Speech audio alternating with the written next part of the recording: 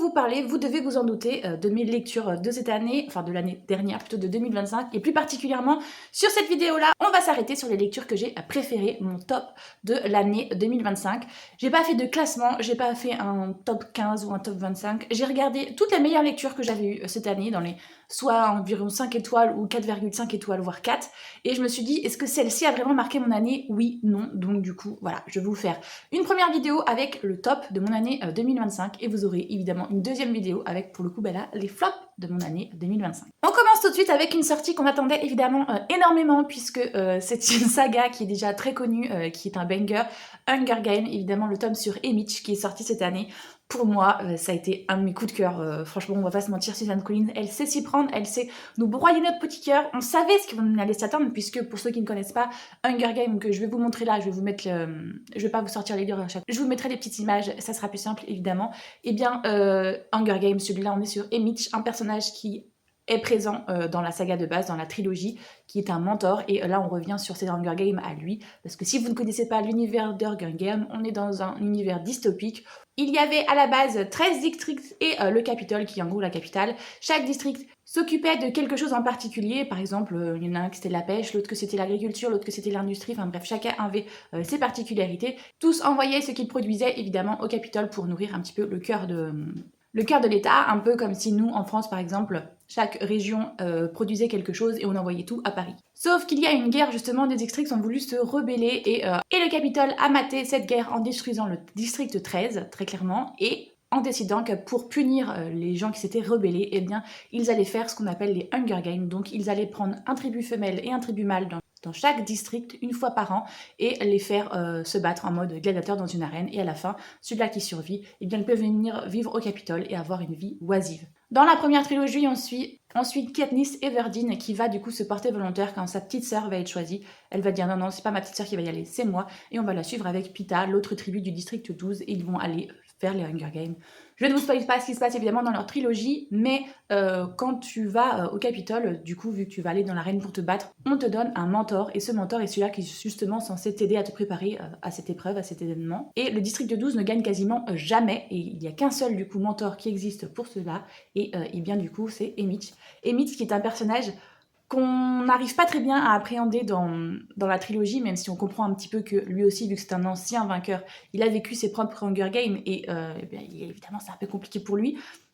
Et donc c'est un personnage alcoolique qui voit pas la vie de manière sérieuse, enfin, voilà, on n'est vraiment pas sur quelqu'un avec qui on a beaucoup d'empathie, sauf que là justement on a son propre tome à lui, et cet exemplaire pour moi était magistral, puisque justement à l'instar de Katniss et Pita, il va vivre des Hunger Games assez particulières, puisque lui va vivre les 50e Hunger Games, et tous les 25 ans en fait, puisque dans la trilogie de base on est au 74e et au 75e, il y a un événement particulier qui est fait, on change un petit peu les règles, et lui, Emmett, les règles qui ont été changées, il n'y a pas une tribu femelle et une tribu mâle, il y a 2 de chaque. Donc au lieu d'envoyer 2 personnes, chaque district envoie 4 personnes, et Emmett va en faire partie des 50e. Vous verrez pourquoi si vous lisez le pourquoi du comment, mais j'ai adoré cet exemplaire, puisque en fait, j'étais dedans en fait, je comprenais du coup tous les tenants et les aboutissants de pourquoi Emmett se comporte comme ça par moment, pourquoi il a ces réactions-là, comment ça m'a brisé le cœur de voir la vie qu'il y a eu justement avant qu'on le connaisse dans les Hunger Games. Il y a énormément de clins d'œil à plein de personnages, puisque justement Emmett aussi vient du district 12, et ça se passe du coup 25 ans avant que nous on connaisse la trilogie Hunger Games avec Katniss. Donc il y a pas mal de personnages que nous on a connus adultes en les connaissant avec Katniss, que là on retourne dans leur adolescence, et donc c'est hyper génial. Moi j'ai adoré, il y a plein de clins d'œil, il y a plein de choses. Enfin, franchement, comme je vous dis, ça a été un coup de cœur énorme. Beaucoup ont crié au fan service, parce qu'évidemment, comme je vous dis, il y a plein de clins d'œil, mais c'est fait pour ça et on est très content, et moi je dis bravo, je le recommande à 100%. Ensuite, il y a eu la série aussi Kieleana, qui pour moi a frôlé le coup de cœur, et là je vais vous dire que j'ai commencé 2026 en lisant un autre tome, et on va sur une saga qui pour moi est un banger. On est sur l'histoire d'une femme qui très clairement a été envoyée dans un clan d'esclaves, et la plus grande assassineuse de son pays, voire de son continent, et on va découvrir à travers ses yeux justement comment elle en est arrivée à devenir une assassineuse, comment elle en est arrivée à être dans ce camp de mine-sel ou de mine de fer, je sais plus, pour devenir esclave. Et dans le tome 1, c'est franchement une énorme introduction, parce qu'on a le prince de ce pays qui arrive et qui veut un champion pour faire un tournoi avec son père, et donc il va venir prendre cette fille qui a miraculeusement survécu, on ne sait pas trop comment. Normalement, dans cet endroit, on ne vit que 1 ou 2 mois, et elle, ça fait déjà plus d'1 an qu'elle y est. Donc il se dit, elle est quand même vraiment badass. Il la prend, il l'emmène pour faire le tournoi et devenir le potentiel champion de son père, le roi du pays. Sauf que c'est tellement, mais même pas un 5e de l'histoire. Franchement, je vous raconte ça parce que c'est le tome 1 et que je veux pas vous spoiler le reste, mais il y a tellement plus de choses dans ce bouquin, de tome en tome, je trouve que c'est génialissime. En 2025, j'ai lu le tome 1, j'ai lu le tome 2, j'ai lu le tome 0 et j'ai commencé le tome 3. Et là, en 2026, j'ai commencé le tome 3 et j'ai déjà attaqué le tome 4. Mais pour moi, c'est un banger parce que justement, plus des tomes avancent et plus l'univers se complexifie, plus on apprend des choses sur les personnages. On s'attache à un personnage et au final on se rend compte que non, pareil au niveau des love interest, on n'y est pas du tout en fait. Et je comprends pourquoi tous les gens disent que évidemment la série commence vraiment au tome 3, que tout le reste c'est vraiment introductif, parce que oui, en fait c'est ça, c'est vraiment une introduction pour vous placer dans l'ambiance, vous placer les relations entre les personnages, les univers, les politiques, il y a de la magie, il y a plein de choses aussi assez complexes à comprendre, donc c'est vraiment assez introductif. Et quand là je suis arrivée au tome 3 où j'ai commencé justement à voir un peu cette quête initiatique du personnage, j'ai dit ah oui, je comprends pourquoi on dit que franchement le tome 3 c'est le début de la saga, et je kiffe et les personnages, il y en a autant que j'adore, que j'ai envie de claquer, que j'ai envie de tuer, de massacrer. Franchement, je kiffe cette saga et je la recommande 1000 fois. Et d'ailleurs, je pense que dans mes objectifs 2026, finir la saga Keleana fera partie de mes priorités, avec d'autres que je vous dirai dans la vidéo saga en cours, abandonnée ou terminée. Celle-ci, franchement, elle est au top de mes objectifs. J'ai lu aussi Lost to Love You. C'est un petit recueil de 3 nouvelles de Ali Hazelwood. Ali Hazelwood, comment vous dire que c'est une de mes autrices préférées. À chaque fois que je lis quelque chose d'elle, j'adore, très clairement. Cette année, j'avais très peur parce que j'ai lu aussi Not in Love d'elle et j'ai vu énormément de critiques en mode ouais, c'est pas ce qu'on s'attendait et tout. Et quand j'ai lu, j'ai pas compris. Alors, c'était pas un coup de cœur comme ça peut être par exemple pour, comme je vous ai dit, Loves to Love You, mais en fait, ça fait son taf, hein. Donc voilà, j'ai pas trop compris pourquoi celui-ci s'est fait déglinguer, mais celle-ci, comme je vous ai dit, c'est un recueil de nouvelles. On a 3 nouvelles sur une bande de copines, et chacune a son histoire, et chacune a ses tropes, et c'est génial justement parce que à la fois les histoires sont pas trop longues pour pas qu'on s'ennuie, et à la fois elles sont juste assez courtes pour que t'as envie d'avoir un petit peu plus, quoi. Donc je trouve que c'est très bien dosé.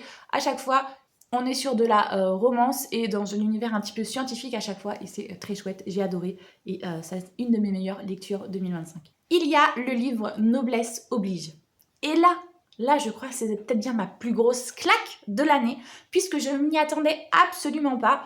Pour moi, Noblesse oblige, j'allais lire un truc un petit peu comme dans la sélection, surtout qu'au niveau... Non, c'est là par là que je vais vous la montrer. Au niveau de la couverture, on est vraiment sur quelque chose qui ressemble un petit peu à un travaillé comme la sélection. Et quoi J'étais pas prête du tout à ce genre de lecture-là. Je me suis pris une énorme claque. En gros, la Révolution n'a pas réussi à aboutir en 1789. Et donc, on est toujours sur la monarchie. Mais on est dans un univers quand même un petit peu moderne, même si ça n'a pas suivi tous les trucs qu'on a à l'heure actuelle. Puisque là, on est en 2000, je sais plus combien, 2025. Je sais plus exactement, mais voilà. Et on est sous Louis XXI. Ou 20, je sais plus, 21, et il y a une télé-réalité qui existe un peu en mode bachelor, mais pour la noblesse. Et ça s'appelle Noblesse oblige. Des gars qui font partie de la noblesse vont faire une télé-réalité pour trouver des filles parmi les roturières pour pouvoir se marier. Et donc, voilà. Donc on est un peu, vous voyez, au départ sur le même trope que la sélection, puisque c'est ça qui se passe dans la sélection. C'est le prince qui se marie et qui fait une télé-réalité pour, parmi la populace, choisir sa future princesse et future reine. On est un peu à la base dans le même bail, sauf qu'au final, pour avoir lu les deux, on n'est pas du tout dans la même chose, puisque l'envers du décor dans Noblesse oblige est bien plus sombre, bien plus... J'ai eu un petit peu des hauts le cœur par moment, parce que notre jeune fille, conçue notre protagoniste, fait partie de la fronde, fait partie de la résistance, qui veut justement renverser la monarchie, et donc elle va rentrer dans cette télé-réalité pour tout simplement renverser la monarchie et mettre à mal l'image de cette dernière. Sauf que tous les complots et toutes les intrigues qu'il y a derrière la caméra, c'est ignoble. C'est ignoble parce que justement, on se rend compte qu'il y a des jeunes femmes qui disparaissent et voilà, on se rend compte que derrière les paillettes et tout, il y a des personnes qui sont extrêmement malsaines. Et là, je vous le dis, il y a des gros trigger warnings, il y a des agressions, il y a de la torture. Franchement, il y a des choses qui sont ignobles dedans. Et du coup, justement, à cause de cette couverture qui me vendait quelque chose d'assez young adult, choupi et tout, je ne m'étais attendue absolument pas à ça. Et je me suis pris une grosse claque. Et j'ai du coup demandé à Noël et je crois que je l'ai eu dans mon calendrier de l'Avent, finalement, livresque. J'ai demandé la suite, le tome 2 qui est Liberté oblige et j'ai très très hâte de le lire justement pour voir vers quoi on va dans ce deuxième tome. Petite claque aussi au niveau des sagas, j'ai lu les Off Campus, j'ai bien aimé mais sans plus. Par contre, une autre saga que j'ai surkiffé, c'est Les Dieux du Campus. Alors ça, j'ai adoré Les Dieux du Campus, j'avais déjà lu le 1, mais cette année, je me suis tapé du coup le 2, le 3, le 4, le 5, le 6 et le petit épilogue là. J'ai adoré, à tel point que vous voyez, il y a plein de tomes où je ne saurais pas vous dire si c'est mon préf ou pas. Très clairement, Nox a un petit bout de mon cœur, hein, le tome de Nox a un petit bout de mon cœur, mais j'ai aussi adoré le tome de Scott, même si tout le monde ne l'a pas kiffé, celui-là, j'ai pas compris pourquoi. Et j'ai aussi adoré celui-là de Dante, voilà, à la limite, celui-là qui pour moi serait un petit peu à la traîne, ça serait Leander, alors que je sais que plein de monde l'adore, hein, mais moi Leander m'a un petit peu moins fait quelque chose à mon petit cœur. Pareil pour Jérémia, j'ai trouvé ça cool, mais au final, Sander, j'ai eu un peu de mal parce qu'il y a des scènes qui m'ont un petit peu trigger, mais en vrai, j'ai bien aimé quand même ma lecture, mais sinon, ouais, le top 3, c'est Nox. J'ai cru que j'allais pleurer toutes les larmes de mon cœur. J'ai adoré le personnage de Valentin dans Scott, et même Scott, au final, il lui est reproché beaucoup de choses, alors que c'est un personnage qui n'est pas le salopard qu'on le décrit dans tout le reste de la saga. Et justement, vu que ce dernier tome est arrivé, on se dit, bon, avoir un tome sur lui, au final, pas trop envie, parce que vu que c'est un gros salaud, eh ben, on n'a pas envie de voir. Et au final, mais non, lisez son tome à lui, il est génial, et j'ai kiffé. Donc je suis trop triste parce que maintenant, je n'aurai plus de Dieu du Campus à lire, sauf si, grosse surprise, évidemment, Eve Estier et Phoenix BHR nous en sortent d'autres et je serai la première à aller les acheter. Mais voilà, j'étais un peu triste de les quitter quand j'ai lu l'épilogue, j'étais en mode « Ah non, je veux pas que ça se termine !» Pour les Dieux du Campus, si vous connaissez pas, on est sur une saga, c'est une romance universitaire avec à chaque fois ensuite des tomes compagnons sur une bande de potes justement. Et dans les, on va dire, oui, les 4 premiers tomes, on est sur à la fois des personnes qui font du football américain, mais on a aussi un gars qui fait du cheerleading et du coup leur potentielle copine. Et dans les 2 derniers tomes, on est sur des hockeyeurs. Bien que dans le tome 3, techniquement, on est aussi sur un hockeyeur, puisqu'il y en a un qui fait du hockey. Mais bon, c'est encore autre chose. Et ce qui donne cette particularité que j'ai beaucoup aimé dans cette série, c'est qu'on a un tome MF, un tome hétéro, et un tome MM, un tome homo, gay, garçon. Et on alterne en fait. À chaque fois, on a hétéro, gay, hétéro, gay, hétéro, gay. Et du coup, c'est génial parce que ça montre plein de choses. C'est franchement... j'adore, comme on veut dire autre chose que achetez-les, lisez-les et kiffez. Petite découverte de cette année qui est une sortie qui a eu lieu cette année, donc c'est un petit peu normal aussi. La série qui va s'appeler Dream Harbor, du coup, enfin qui s'appelle Dream Harbor, j'ai adoré. Alors pour le coup, on n'est pas sur un coup de cœur révolutionnaire, mais franchement, j'ai lu les 3, et enfin j'ai lu 2 en 2025, le 3e j'ai lu en 2026, mais voilà. Et c'est franchement une lecture où quand je rentre dedans, je sais que je vais passer un bon moment, et je me laisse aller, je débranche mon cerveau, et je passe un super bon moment. Et en fait, je ne demande pas plus, tout simplement. J'ai pas envie de me prendre la tête, j'ai pas envie de m'énerver après des personnages et tout. Ce sont des lectures à chaque fois bonbons. Donc, j'ai lu le Pumpkin Spice Café, où dans celui-ci, il y avait un petit peu plus d'humour, je trouvais, que dans les autres tomes. Dans le tome 2, le Cinnamon Rolls, on est là pour le coup sur une lecture un peu plus spicy, on va pas se mentir. Et la ferme des sapins de Noël, celui-ci, il était pas mal aussi, mais c'est plus une romance de Noël, donc c'est encore pour moi un petit peu un genre à part. D'ailleurs, je vais vous parler après de mes romances de Noël que j'ai kiffé. Donc voilà, j'ai énormément apprécié. Donc Dream Harbor, on est sur l'histoire d'un small town, justement, Dream Harbor. Et dans le premier tome, on est sur une jeune fille qui va venir travailler dans le café de sa tante, parce que sa tante veut prendre une année sabbatique, elle veut partir. Et elle, cette jeune femme, eh bien, elle décide que justement, vu qu'elle a mené une vie de ouf, enfin pas de ouf, mais dans le sens où elle a une vie à 200 à l'heure dans une grande métropole, et qu'elle a vu son patron mourir sous ses yeux, justement, à force de mener cette vie à 100 à l'heure, eh bien, elle a décidé de lever le pied et d'aller dans une petite ville et vivre une vie un petit peu plus normale, un petit peu plus lambda. Donc c'est ce qu'elle va faire, elle va reprendre le café de sa tante et elle va croiser le chemin de Logan, qui est un agriculteur du coin et qui lui a déjà subi une grosse déception sentimentale il n'y a pas très longtemps dans cette ville et aux yeux de tout le monde, puisqu'il a demandé en mariage en fait son ex-fiancé devant tout le monde au niveau devant le sapin de Noël et tout, et donc tout le village a vu sa rupture en fait. La fille a dit non, je ne veux pas t'épouser, bien au contraire, je veux rompre avec toi. Et donc du coup, voilà, il est un peu en mode gros trauma puisqu'il s'est fait larguer devant tout le village. Donc il est un peu chat échaudé, crâne au froid, donc il veut pas de relation. Et ce qu'on peut comprendre, hein. Sauf qu'il dit non, quand la rencontre va avoir lieu entre ces deux personnages, eh bien, la ville va s'en mêler, tout le monde va s'en mêler un petit peu justement pour pas briser le cœur de Logan, nanana. Dans le tome 2, on est sur la libraire, qui est une des meilleures amies de Logan dans le tome 1, qui va se mettre avec un des gars qui est le pêcheur, mais ça en fait dès le tome 1, c'est pas un spoil, dès le tome 1, vous voyez que les deux, ils se tournent autour depuis un moment, mais il n'y a jamais rien qui se passe. Et dans le tome 3, on est avec Kira, c'est une nouvelle arrivée justement à Dream Harbor qui va reprendre la ferme des sapins, et Bennett, du coup le frère de la protagoniste du 1, qui vient passer un moment justement pour les fêtes de fin d'année, et donc on a leur histoire à eux aussi. Et j'ai très hâte, du coup le prochain tome c'est avec le tome 4 qui va sortir, je crois que c'est quelque chose pancake aux fraises, je crois. Donc voilà, hâte de lire. Et on est contente. J'ai adoré cette série, comme je vous ai dit, c'est franchement mon petit bonbon, ma petite bulle de douceur, j'adore. Dans mes coups de cœur de cette année, et celui-ci il a un coup de cœur un petit peu particulier, c'est The Ex... je sais pas comment ça se prononce ce titre, hein, désolé, mais hop, je vous le mets là. Et celui-ci, on est sur l'histoire d'une jeune femme qui... en fait, à la base, ils étaient 3 potes. Et donc il y a son meilleur ami et l'autre qui était aussi son meilleur ami. Sauf qu'elle est sortie avec un des deux et ils ont une relation mais génialissime, on peut dire ça comme ça, jusqu'au jour où justement la relation s'est détériorée.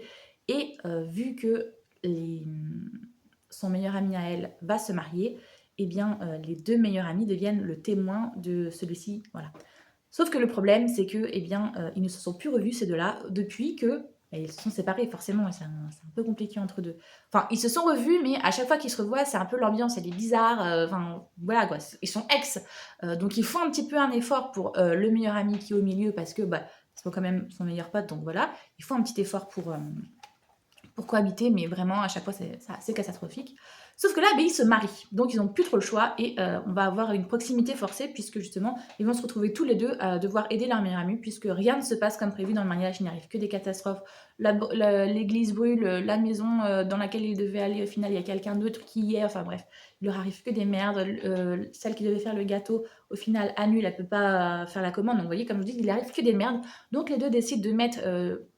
de côté en gros leur ego et de se mettre ensemble pour travailler. Enfin, à la base non, justement ils mettent pas leur ego de côté, ils décident de se mettre ensemble pour travailler à faire en sorte que le mariage de leur meilleur ami se passe au mieux possible. Sauf que guerre d'ego oblige, ils vont vouloir un petit peu tous les deux tirer la couverture l'un à l'autre en disant que c'est eux le meilleur ami de l'autre. Et du coup il va y avoir une guerre entre les deux, et en même temps on revient sur leur histoire petit à petit, justement comment ils en sont arrivés à se mettre ensemble et à se séparer. Et comment vous dire que mon cœur a lâché à beaucoup de moments, parce que c'est très bête, mais il y a beaucoup de passages où mon petit cœur était en mode poum poum poum poum.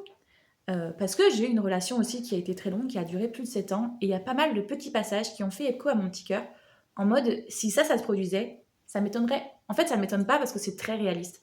Quand tu as été avec une personne pendant des années, eh bien, quand tu la revois, ok, la personne a pu énormément changer, mais il y a plein de petits trucs, il y a plein de petits détails, de private jokes que vous avez entre vous deux, qui du coup peuvent revenir. Et donc là, moi, ça m'a fait énormément écho, parce que je sais que, comme je l'ai dit, j'ai eu une relation qui a duré très longtemps, et je sais que si je revoyais cette personne, ça serait peut-être un petit peu bizarre au début, mais il y a pas mal de choses qui reviendraient, parce qu'on a pas mal de références en commun, parce qu'il y en a pas mal de premières fois qu'on a fait ensemble aussi. Donc il y a pas mal de choses, il y a un socle de base en fait sur lequel, eh bien, malgré tout ce qui s'est passé, la relation a compté en fait. Tu ne peux pas passer 7 ans de ta vie avec une personne sans que ça te fasse quelque chose. Et là, je trouvais que c'était magnifiquement fait. Il y a plein de petits moments justement où elle s'étonne, parce que, je vous dis un truc tout con, mais alors je sais même plus si c'est dans le bouquin, mais par exemple, si quelqu'un vous demande un café, eh ben, lui va te ramener, son ex va lui ramener exactement ce qu'elle veut. Par exemple, imaginons, je sais plus ce que c'était, mais un matcha caramel, parce que c'est ce qu'elle aime. Et comme il a vécu pendant 7 ans avec, il sait ce qu'elle aime. Donc il va lui ramener ça. Moi, par exemple, mon ex saurait très bien que, justement, si quelqu'un me propose un café, il va dire non, elle n'aime pas le café. Prends-lui plutôt un chocolat chaud. Vous voyez, c'est des petits détails comme ça qui font que, comme vous avez été une relation pendant très longtemps, vous connaissez l'autre par cœur, en fait. Là, on n'est pas justement sur un friends to lover, mais bien sûr, du coup, sur un second chance. Et franchement, j'ai adoré. Il y a plein de petites touches d'attention, de petits moments et tout comme ça, qui étaient tellement choupis. Enfin, moi, ça m'a fait mon petit chat, mon petit cœur. Là, j'étais en mode, oh, ils sont trop kiki. Enfin, surtout lui, parce que, surtout lui. Elle, au début, justement, elle est très dans la rancune, justement, parce que ils se sont séparés, en partie à cause de lui. Enfin, pas en partie, totalement à cause de lui. Et du coup, elle est très dans la rancune. Et petite attention, au début, elle ne les voit pas. alors que nous, on les voit. Et même des fois, justement, quand on est dans sa tête à lui, on se dit, franchement, elle abuse par moment. Même si elle abuse pas vraiment, mais elle abuse quand même. Je sais pas comment m'expliquer, mais voilà, j'adorais cette lecture, franchement, ça a mis une petite brique dans mon cœur. Il y a aussi les BD, il y a pas mal de BD qui m'ont pas mal marqué, enfin pas mal, quelques-unes du coup que je vais vous parler. Le Cercle des Dragons, on est sur l'histoire d'une jeune femme qui va rentrer dans un lycée et qui justement est dans un nouveau lycée puisqu'elle a subi très clairement du harcèlement dans son ancien lycée pour quelque chose dont franchement c'est relou, hein, très clairement. Elle a eu une relation sexuelle avec un mec et le mec l'a affiché dans le lycée et au lieu que la direction fasse quelque chose, bébé on lui a fait comprendre de partir du lycée. Donc elle est partie de ce lycée, elle est dans un autre et malheureusement sa réputation de bip eh bien la poursuit et donc elle décide justement grâce à d'autres filles qui vont se manifester à elle, de créer un club, le club le Cercle des Dragons justement, où elles peuvent se réunir et avoir leur safe place à elles, un petit peu en mode militante justement, pourquoi elles n'ont pas le droit d'avoir de jupe, pourquoi elles n'ont pas de serviettes hygiéniques dans les toilettes des filles, enfin voilà, plein de petits trucs comme ça, un petit côté militantisme dans cette BD que j'ai adoré et qui d'ailleurs je pense à mettre dans tous les CDI, les médiathèques et tout, parce que c'est une lecture qui pour moi est de service public. Et en plus de ça, on parle aussi justement, c'est le moment de l'adolescence, donc on parle des premiers amours et tout ça. Il y a pas mal de sujets qui sont traités, donc comme je vous disais, le harcèlement, les agressions sexuelles, le revenge porn, enfin, vous voyez, on est sur vraiment beaucoup de sujets différents, donc je trouve ça très chouette. Et aussi au niveau des relations, on a un petit peu, on se cherche, on a des relations hétéro, on a des relations homo, et justement, il y a pas mal de choses qui sont pas mal. Il y a un moment où justement il y a quelqu'un qui fait un out, qui out quelqu'un sans son autorisation, et voilà, c'est un sujet qui me touche, qui me parle, et donc du coup, j'étais très contente de le voir aussi dans de la littérature un peu plus jeunesse, et voilà, donc j'étais très contente que ce personnage, on a de la représentation, on a tout ce qu'il faut, où il faut, et franchement, je la recommande. Lecture un petit peu moins joyeuse, mais toujours aussi féministe, parce que j'adore ça, Les femmes ne meurent pas par hasard, qui est une BD, en fait, on revient avec une avocate nantaise qui retrace certains dossiers qu'elle a vécu, en fait, qu'elle a traités, et donc on est sur pas mal de témoignages, justement, alors pas de féminicide, je crois pas qu'il y a, ah si peut-être qu'il y a un féminicide, mais la plupart sinon ce sont des maris violents ou des agressions sexuelles, enfin voilà ce genre de choses, et on revient justement sur tous les actes sexistes que les femmes peuvent subir, et c'est pas une lecture doudou, hein, c'est une lecture qui est assez dure à lire, mais qui en même temps est criante de vérité, et donc pour moi c'est important de vous en parler. Voilà, lisez-la si vous avez la possibilité, encore une fois, si voilà, ce n'est pas quelque chose qui vous trigger trop, lisez-le. Franchement, c'est hyper intéressant et c'est ce genre de lecture qui est utile. Un petit peu plus léger cette fois-ci, mais toujours un petit peu féministe parce que sinon ça ne ferait pas moi. J'ai lu aussi une BD qui parle de cul, voilà, c'est le titre de la BD, et le sujet est dit dedans justement. On suit une jeune femme qui nous parle justement de sa sexualité, de son rapport au corps, et qui en parle justement autour d'elle pour voir si les autres ont le même rapport au corps, le même rapport à la sexualité qu'elle. Et c'est super important. Et encore une fois, dans sa première BD à cette autrice, je m'étais retrouvée un petit peu beaucoup, je m'identifiais à ce qui lui arrivait. Et dans cette deuxième aussi. Donc, ça fait partie de mes coups de cœur parce que son histoire me parle. Il y a pas mal de moments ou de choses qui font écho à mon histoire. Donc voilà, j'ai énormément adoré. En plus, les traits de cette BD sont juste magnifiques. Graphiquement, c'est tout ce que j'aime. C'est très coloré, mais à la fois très léger, je sais pas comment le dire, mais voilà, j'adore, et donc du coup je la recommande. Toujours dans les trucs un petit peu féministes, mais là on est sur quelque chose d'un petit peu plus drôle, enfin même beaucoup plus drôle, puisqu'on a beaucoup plus d'humour. Colossal, je les ai tous lus. Je les ai enchaînés, genre en 1 ou 2 mois, j'ai dû lire les 5. Voilà, j'ai tout lu, comme ça, j'étais en mode, on est contente. Donc Colossal, on est sur l'histoire d'une jeune femme qui fait partie de la noblesse. Alors c'est quelque chose, au niveau historique, c'est la noblesse, mais un peu à notre époque. Enfin voilà, on est sur quelque chose au niveau temporel d'un peu bâtard. Mais du coup, cette jeune fille fait partie de la noblesse, mais ses parents sont fauchés, donc ils veulent en gros la marier à quelqu'un de leur milieu. Sauf que le gars avec qui ils veulent la marier, très clairement, il ne peut pas du tout. Et elle, la seule chose qui l'intéresse, ce n'est pas toutes les futilités justement de la vie mondaine, mais elle, ce qui lui tient à cœur, c'est la musculation. Et on le voit très clairement, cette jeune fille passe son temps à faire de la musculation, à se muscler, et donc du coup elle a un corps d'athlète, voilà, elle est vraiment très développée. Et évidemment ça n'a rien de féminin, et en tant que personne de la noblesse qui doit porter des belles robes et tout ça et tout, c'est pas du tout compatible.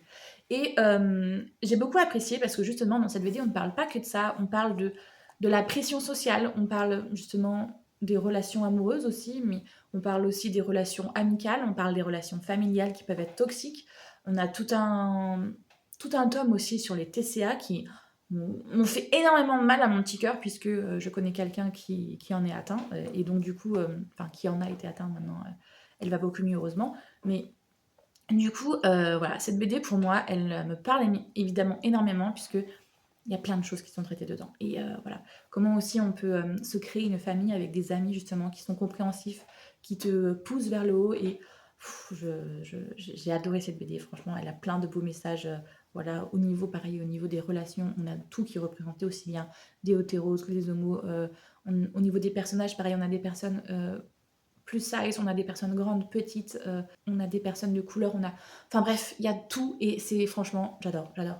Et l'autre BD dont j'aimerais vous parler, et celle-ci je suis très impatiente parce que j'ai cru voir que le tome 2 allait sortir cette année, enfin, je sais plus si c'est en VO ou en VF, mais bref, la suite va bientôt sortir, donc j'ai très hâte de la lire. On est sur Les Normaux. Et ça, si vous avez aimé Heartstopper, les gars, c'est la même chose, mais en version fantastique. On est sur un jeune garçon qui, si je ne m'abuse, il est sorcier. Enfin, il est un petit peu... voilà. Et il va rencontrer quelqu'un qui est très connu, une star, mais qui est un vampire. Et ils vont avoir une petite relation comme ça lors d'une soirée. Sauf que ça va leur rester en tête. Et donc, petit à petit, eh bien, les deux vont se rendre compte qu'il y a une attirance l'un pour l'autre. Et justement, sur le tome 1, on se finit sur ça en mode « Qu'est-ce qu'on fait ?» Eh ben moi je veux le tome 2 pour savoir qu'est-ce que vous faites les gars. Et voilà, il y a plein de sujets encore une fois qui sont traités dans cette BD. À la fois le fait d'être marginalisé, de ne pas être comme tout le monde. À la fois évidemment on a une relation homo, donc voilà, on est sur ce genre de sujet là et j'adore, c'est quelque chose de doudou, c'est quelque chose de très chouette. On a aussi, comme je disais, la pression familiale qui revient, l'héritage, faire ce qu'on nous dit de faire. Enfin bref, j'ai adoré et franchement, c'est, comme je vous dis, un Heartstopper version fantastique. Et comme je vous disais en début de vidéo aussi, il y a des romans de Noël qui m'ont particulièrement plu cette année. Donc j'ai eu L'étrange Noël de Monsieur Klaus, qui est une romance entre le fils du Père Noël et le fils de Halloween. Donc voilà, on a une romance MM entre deux personnages comme ça, avec un mélange de magie et d'univers des fêtes et tout, puisqu'en gros, ils vont tous les deux devoir participer au concours pour pouvoir épouser la princesse de Pâques. Comment vous dire que voilà. Et sauf que en participant à son cours, les deux s'attirent et donc c'est pas la princesse de Pâques qu'ils veulent, c'est l'autre. Et j'ai vraiment bien aimé justement tout cet univers qui a été créé avec la personnalisation des fêtes et tout, l'univers, les discours aussi qui sont tenus dedans. Oh, comment c'est green flag au possible, le consentement. J'ai passé un très bon moment, donc voilà. J'ai kiffé. J'ai vu qu'il y a un tome 2 qui est sorti là, entre justement Noël et Saint-Patrick. Dès qu'il sort en VF, je l'achète. J'ai enfin lu du Brittany cette Series là, je crois que ma meilleure amie va être très très contente. J'ai lu The Holiday et là, mon petit cœur il a fait poup, poup, poup, poup. On est sur l'histoire de Holly justement qui a dit à sa famille qu'elle allait venir avec quelqu'un à Noël puisque l'année dernière, à cette même période, elle devait se marier sauf que son fiancé du coup l'a planté devant l'hôtel en partant avec sa meilleure amie. Voilà, devant tout le monde. Donc, ambiance de ouf. Et mais du coup, cette année, sa famille est un peu en mode... Tu vois, ils ont un peu peur que cette période-là pourrait être compliquée, ce qui est le cas. Et donc, du coup, elle décide de faire passer plein de dates à des mecs pour pouvoir emmener un mec, puisqu'elle a dit qu'elle avait quelqu'un lors des repas de Noël de fin d'année. Sauf qu'elle fait ça toujours dans le bar d'un gars. Et le gars, il en a marre de la voir faire parce qu'il se rend bien compte que cette fille est une catastrophe et qu'elle enchaîne les dates et que son bar devient son QG à elle. Alors que lui, il a juste envie d'avoir son bar à lui, justement, tranquille, et pas que cette fille enchaîne les dates. Donc, il va un petit peu la coacher pour qu'elle devienne une fille un peu plus désirable et qu'elle soit... Enfin, pas désirable dans le sens sexuel du terme, mais dans le sens attractif. C'est parce que justement là, elle paraît tellement une fille désespérée qu'en gros les gars ont peur d'elle en fait, justement parce que bref, elle montre une personnalité d'elle qui fait peur, qu'on a un peu l'impression justement que cette fille est tellement désespérée qu'elle veut absolument avoir de l'amour, de l'attention et tout, enfin bref. Et les gars, vous connaissez ça, en général, ils fuient. Donc voilà, et donc il va un petit peu la coacher justement pour que elle se fasse un petit peu plus désirée et que du coup elle aura des deuxièmes rendez-vous, c'est ce qui va se passer. Et évidemment, en la coachant, l'un et l'autre vont être attirés. Et cette histoire, franchement, ça aurait mis des petites choses dans mon petit cœur parce que les deux ont leurs problèmes, les deux ont justement des traumas, l'un et l'autre, pour des sujets totalement différents. Et justement, les deux ensemble se heurter, mais en même temps s'élever et la relation est super chouette. J'ai aussi lu enfin L'effet boule de neige, j'en ai entendu parler évidemment depuis des années, depuis sa sortie. Et je suis très contente parce que j'avais un petit peu peur puisque j'ai déjà lu un Clara Héros, c'était Les coquillages ne souffrent qu'en été je crois, et j'avais pas du tout aimé alors que la hype était grave dessus. Donc j'avais un peu peur de celui-là en me disant il a été très hypé aussi, mais est-ce qu'il va me correspondre? Au final, oui, j'ai bien aimé, franchement. On est sur l'histoire d'une jeune femme qui, eh bien, son meilleur ami, elle est amoureuse de lui depuis toujours, mais là, lui, il est parti pour un voyage universitaire. Il part pendant un stage, je sais plus, de 3 ou 4 mois aux États-Unis, mais juste avant de partir, ils ont une soirée alcoolisée, ils se sont enfin embrassés. Ça faisait des années qu'elle attendait ça, mais il part et quand il revient, au lieu que ça se passe comme elle l'avait prévu, c'est-à-dire qu'ils vont enfin se mettre ensemble, puisqu'ils n'ont pas parlé de se baiser depuis qu'il est parti, ça fait quand même plusieurs mois, eh bien, il revient avec une nouvelle meuf. Et là, c'est la douche froide pour notre personnage principal, vous vous en rendez bien compte. Sa meilleure amie qui adore lire des romances dit, écoute, pour le rendre un petit peu jaloux, tu vas faire semblant de sortir avec quelqu'un d'autre, et en l'occurrence, le seul homme qu'elle a sous la main, c'est son frère. Comme ça, et bien potentiellement, ça va le rendre jaloux, vous allez vous remettre ensemble, et tout, nanani, nanana. Donc fait du fake dating. Et c'est ce qu'elle va faire. Elle va lui demander au frère aîné de son meilleur ami de faire semblant de sortir avec lui pour les raisons qui lui sont propres. Il va accepter. Et franchement, j'adore. J'adore parce que justement, ça correspond à tous les tropes de romance qu'on kiffe justement avec la meilleure amie, c'est-à-dire qui est toujours en train de rigoler parce que elle qui adore les romances, elle en voit une se réaliser sous ses propres yeux et donc du coup, elle kiffe. Ils ont un contrat justement où il y a une des règles, la règle 7, qui est justement dès qu'il y a un problème, on en parle. Voilà, pas de miscommunication, s'il vous plaît. Et du coup, j'adore parce qu'à chaque fois qu'il voit qu'il y a un petit problème, le gars, il revient sur cette règle. Règle 7, règle 7, règle 7. Et du coup, il y a beaucoup moins de drama qu'on peut avoir dans d'autres sagas. Et j'ai kiffé. Je l'ai kiffé, j'ai kiffé, j'ai kiffé, j'ai kiffé. Voilà, je suis très contente. Et j'aime beaucoup cette... voilà, je sais pas quoi vous dire d'autre que j'ai kiffé. Lisez-la, c'est très Green Flag, c'est très chouette. Le personnage en plus masculin, il est trop chouchou, on adore. Donc voilà, que vous dire d'autre que allez-y, lisez-la. Et il y a aussi Noël dans les Highlands avec un prince rebelle, qui est une nouvelle de Amélie Séastier que j'ai lue cette année et que là aussi j'ai adoré. On est sur en gros My Dear Fucking Prince. Non, si c'est ça, My Dear Fucking Prince, mais en version romance de Noël. Et au lieu que ça soit prince d'Angleterre, fils de présidente américaine, c'est prince d'Angleterre et chef de clan écossais. Voilà. On est sur ça et j'ai kiffé, j'ai kiffé, j'ai kiffé. On est sur justement, comme je dis, le prince d'Angleterre qui, bien, il fait connerie sur connerie, il a de scandale à pas possible sur lui encore une fois. Donc sa famille décide de l'envoyer en Écosse pour les fêtes de fin d'année afin que d'apaiser les relations avec l'Écosse qui a de plus en plus des envies indépendantistes. Et donc, du coup, il va aller en Écosse pour passer les fêtes de fin d'année, montrer un petit peu que la couronne d'Angleterre est toujours présente, tatati tatata. Et il va se retrouver dans la famille des Mackenzie, donc du coup, chez un de ses anciens amis. Les Mackenzie sont un clan qui est très connu dans l'Écosse. Et eh bien, le père est mort, donc du coup, le fils reprend évidemment et devient le nouveau chef du clan. Sauf que eh bien, c'était un ancien ami justement du prince. Quand il était petit, il passait, à chaque fois que le prince passait ses étés en Écosse, dans la maison secondaire de la couronne, eh bien, ils passaient tout leur été ensemble. Et petit à petit, leur amitié est devenue plus. Et lors de l'adolescence, eh bien, ils ont dérapé. Et depuis, ils ne se sont pas revus, en fait. Ça fait, je sais plus, 5 ou 10 ans qu'ils ne se sont pas revus depuis qu'il y a eu ce fameux dérapage entre deux. Et donc là, il revient 10 ans après. Et je vous avoue que justement, le chef de clan, il est en mode... Je sais pas comment ça va se passer. Et évidemment, vous vous en doutez comment ça va se passer. Au début, il se tire un peu dans la bourre et au final, il se rend compte que, eh bien oui, les sentiments sont toujours là malgré que ça fait des années. Et la question va se poser aussi sur deux points de vue. D'un côté, ce sont deux personnalités publiques qui vont devoir afficher leur relation gay, donc oui ou non. Et d'un autre côté, on a aussi l'envers politique puisque le prince représente l'Angleterre et le chef du clan des Mackenzie représente le parti indépendantiste de l'Écosse. Donc, comment voulez-vous que ça se passe bien quand lui, il veut que l'Écosse devienne indépendante et que l'autre, son but, c'est de garder l'Écosse sous la couronne anglaise. Vous voyez, il y a forcément ambiguïté, il y a compromis, enfin, je sais plus c'est quoi, il y a conflit d'intérêt, voilà. Donc ça se passe pas forcément très bien aussi au niveau médiatique pour ça, donc voilà. J'ai beaucoup apprécié cette romance, je l'ai kiffé, et du coup, je la recommande. Eh bien, je crois que j'ai fait le tour de mes lectures favorites de 2025.